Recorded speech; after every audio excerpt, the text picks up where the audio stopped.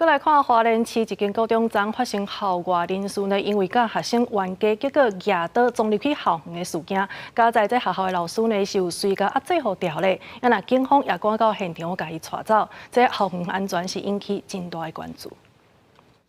有一个穿普色衫的查甫人走入去学校内底，因为甲学生起冤家，看这个办事可能会起脚动手，老师烦恼会发生暴力的事件，所以甲伊压伫涂骹，而且伫伊的分数顶敲出几支刀啊。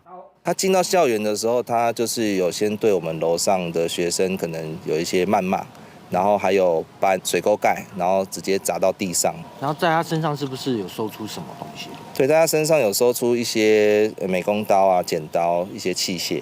这件校外人士举刀入去学校的事件，发生伫19下晡4点，学校的棒球队伫运动场训练的时阵。这个查甫人甲学生起冤家，然后这个查甫人去找棒球队的教练，佮把刀仔举出来，讲刀仔喊伊一个公道，后来煞直接走入去学校内底。